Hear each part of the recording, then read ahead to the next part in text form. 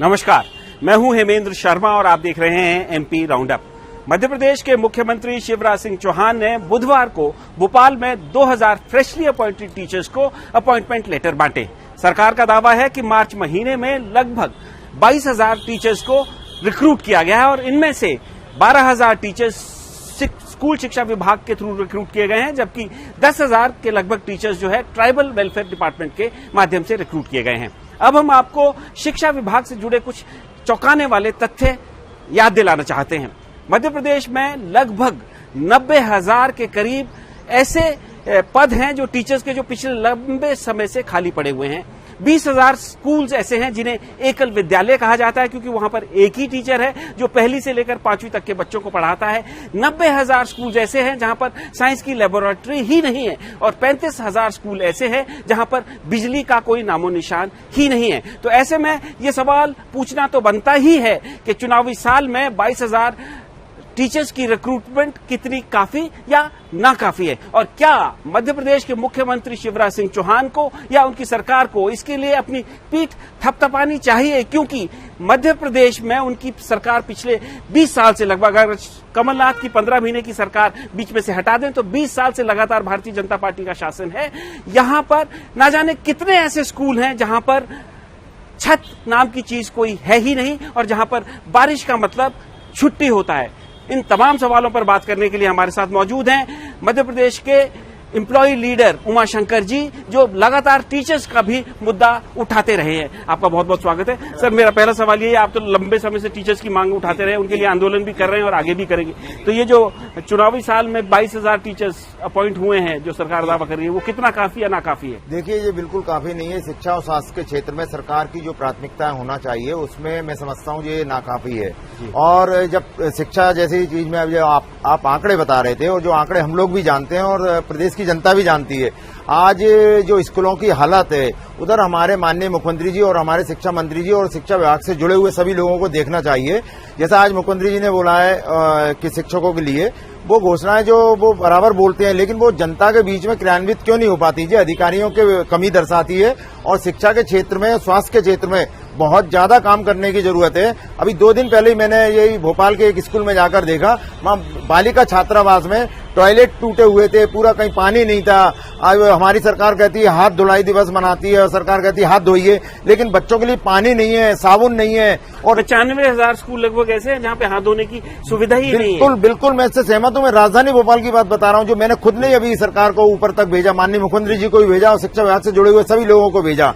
तो हमारी कथनी और करनी में जो अंतर देखने को हो रहा है, ये कहाँ है? राजधानी के बैठे अधिकारियों को जब बताया तो बोले ऐसी कोई कमी नहीं है। तो मैंने जब जो आंखों से देखा है, जो आगे बच्चे क्या सीखेंगे स्वच्छ भारत और स्वच्छ मध्य प्रदेश को बनाने के लिए, और कहीं ना कहीं जो बच्चे जो बढ़ेंगे देखेंगे हमारे स्कूल में ये नहीं है, और बच्चे क्या हाल हो रहा होगा। बच्चा अगर शौच को जा रहा है, बाथरूम जा रहा है, तो हाथ ही नहीं है, पानी नहीं है साहब, साबुन की तो बात ही छोड़िए। लगातार लंबे समय से टीचर्स जो है मध्य प्रदेश के लिए, चाहे वो अतिथि शिक्षक हो या और दूसरे वर्ग के टीचर्स हो, वो लगातार आंदोलन करते रहे हैं। उनकी बहुत सारी डिमांड्स है, जिसमें से एक डिमांड ये भी थी कि उनको रेगुलर अपॉइंटमेंट किया जाए। आप हमें बताइए कि चुनावी साल में ये अपॉइंटमेंट हुए हैं, तो क्या इससे जो सरकार की जो शिक्षा के क्षेत्र में प्राथमिकता है, किस हद तक आप उसको देखते हैं? देखिए, ये मैंने पहले ही बताया, जैसा आप भी बता रहे हैं, अभी जितने पद रिक्त हैं उस हिसाब से शिक्षकों की कमी पूरी नहीं हो पाएगी। और शिक्षा का, जैसे पहले भी बोल चुका, प्राथमिकता इसमें होना चाहिए, पूरे 100% पद भरे होना चाहिए। और एकल विद्यालय भी जहां है, वो एक ही टीचर पर जब 5वीं क्लास तक का बोझ रहेगा, वो बच्चे कैसे पढ़ पाएंगे? और माननीय मुख्यमंत्री जी भी हमारे बोल चुके हैं कि पहले मैं जाता था कहीं गांव में, तो वहां पे मैं देखता था कि एक शिक्षक बोले नर्मदा जी कहां से निकली है, बोले फलानी जगह से, तो बोले वो 500 रुपए में पढ़ाएगा क्या? निश्चित रूप से तनख्वाह बढ़ी है, मैं इस बात को स्वीकार करता हूं, वेतन बढ़े हैं शिक्षकों के, लेकिन जो उनकी सुविधाएं हैं, जो उनके वेतनमानों में विसंगति है या पदनाम की वो बात कर रहे हैं, तो वो पूरी होना चाहिए। अच्छा, आज भी मुख्यमंत्री ने कहा कि जो वेतन बढ़े हैं, लेकिन उसमें अभी जो वेतन दिया जाएगा वो सिर्फ पहले साल में 75% दिया जाएगा। आज मुख्यमंत्री जी ने बोला है 70% और 100% अब हम कर रहे हैं।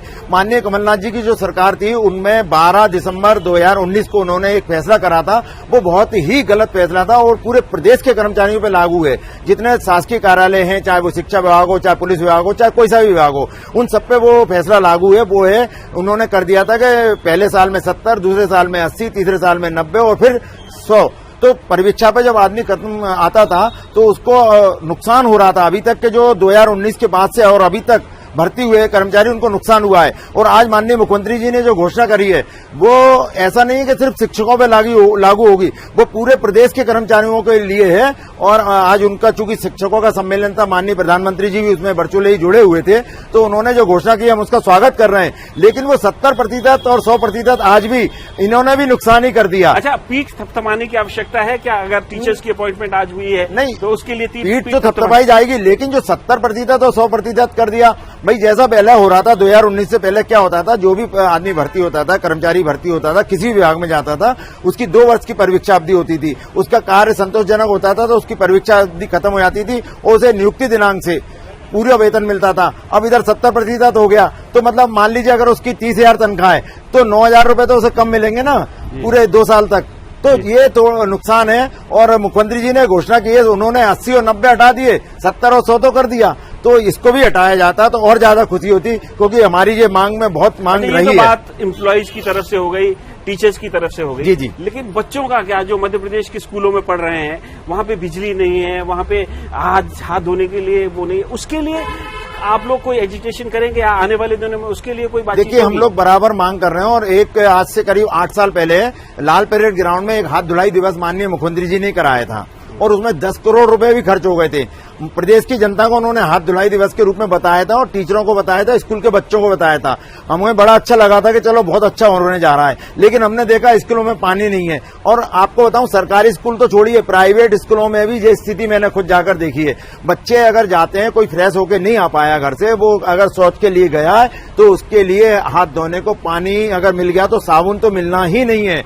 ये हमारे शिक्षा विभाग की बहुत बड़ी कमी है, स्वास्थ्य विभाग की कमी है। कोरोना फैल रहा है, बोले हाथ धोइए, काहे से धोएंगे हाथ? बार बार हाथ धोइए, बार बार कहाँ? एक बार भी हाथ धोने के लिए पानी नहीं है। तो ये तो हमारे शिक्षा मंत्री जी कहाँ जाते हैं, कैसे जाते हैं? अगर कहीं शिक्षा में सुधार करना है तो हमारे प्रदेश के मंत्री जी, हमारे प्रदेश के मुख्यमंत्री जी को जब भी कहीं जाएं, दौरा करने जाएं, तो वहां के लैट्रिन बाथरूमों को जरूर चेक करवाएं। और शिक्षा बच्चों की, जैसे मुख्यमंत्री जी आजकल क्लास के रूप में जनता को संबोधित कर रहे हैं, तो वहां के टीचर से देखें, बच्चों से पूछें और बच्चे को सुविधा है कि नहीं। बरसात में क्या हाल हो जाता है, कई जगह के रास्ते बंद हो जाते हैं, पगडंडियों का सहारा लेते हुए बच्चे जाते हैं, उनके माता पिता कैसे भेजते हैं, ये देखने की जरूरत है। क्योंकि बच्चा, आज का बच्चा कल का नायक है, कल का वो इसका निर्माता है हमारे देश का। तो उसके लिए हम लोग क्या करने जा रहे हैं, उसको क्या देने जा रहे हैं, और वो जो क्या देखेगा, जो सीखता है बच्चा देखता है वही सीखता है। तो ये गलत हो रहा है जो अभी हो रहा है। मध्य प्रदेश सरकार ने ये कदम उठाया जरूर है, 22,000 टीचर्स को अपॉइंट जरूर किया है, लेकिन